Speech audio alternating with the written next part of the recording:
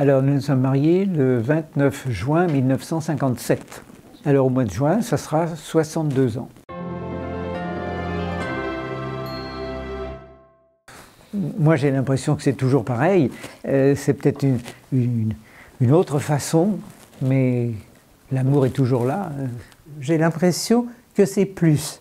Il y a des moments difficiles, mais qui au fond approfondissent. Parce qu'on a été obligé de modifier quelquefois un petit peu la manière de vivre, parce que d'abord après quand les enfants arrivent, c'est plus pareil. Pour nous, il y a eu, vers nos 7 ans de mariage, vraiment j'ai eu une passe difficile parce que j'avais l'impression, quand j'ai voyagé beaucoup pour son travail, et moi j'étais à la maison avec les 3 garçons qui auraient eu besoin peut-être de la présence de leur papa plus, et véritablement là j'ai eu un petit moment de découragement. Alors que nous nous sommes écrits de nouveau. Et j'ai trouvé là une longue lettre où véritablement j'ai trouvé la réponse à ce que j'attendais, si vous voulez. Qu'au fond notre amour n'avait pas du tout baissé ni changé. Nous sommes fermement persuadés qu'en ce moment, le diable règne. Il veut détruire, il veut séparer. Et c'est là qu'il faut être énergique, prier ensemble pour qu'on tienne le coup. Il y a une prière à Saint-Michel que nous disons tous les jours, de concert, parce que nous pensons qu'il est là pour être une force donnée aux chrétiens contre le mal qui rôde. Et on sait toujours parler.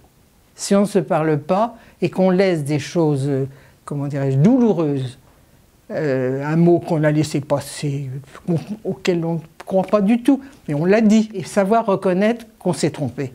Micheline a tendance à tout de suite démarrer sur les chapeaux de roue, et bien sûr que ça provoque quelquefois des remous. Bon, moi je suis plus calme, mais bon, quand il arrive que nous ne soyons pas tout à fait sur la même longueur d'onde, ça provoque pas forcément un clash, mais le climat n'est pas bon. Et à ce moment-là, au bout d'un petit moment, le soir par exemple, eh ben, on met ça à plat. Et puis on dit voilà, il y a quelque chose qui ne va pas, expliquons-nous, et c'est comme ça que ça se termine. Ça ne va jamais plus loin. Bon. Oui, nous croyons, Roger et moi, à l'importance des dates. Nous fêtons les dates. Ah oui.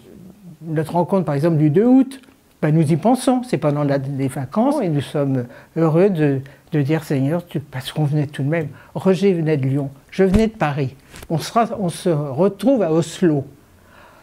Écoutez, ça aurait pu ne jamais exister.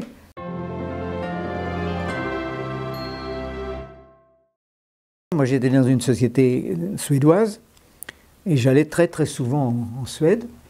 Et alors, au cours d'un de ces voyages, il y avait en particulier une femme qui était attachée de direction. À la fin du dîner, cette personne m'a fait comprendre qu'elle était tout à fait désireuse de finir la nuit avec moi. Bon.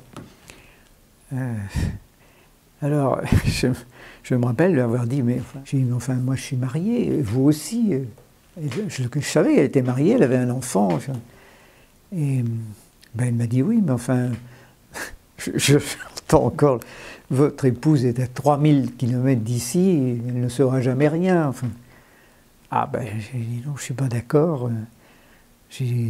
Peut-être qu'elle ne saura pas, mais enfin moi je le saurai et je ne pourrai plus après lui dire en face je t'aime. Enfin. Et puis je suis rentré, ça s'est terminé comme ça. Je n'ai pas dit ça tout de suite à Micheline parce que je me suis dit dans le fond elle va être complètement perturbée quand je vais repartir en Suède. Et puis, je ne sais pas, au bout de combien de temps, je te l'ai dit. Je n'avais jamais manqué de confiance envers mon mari, donc je lui avais toujours fait confiance, mais c'est vrai que ce témoignage a été quelque chose de formidable dans notre vie, c'est sûr.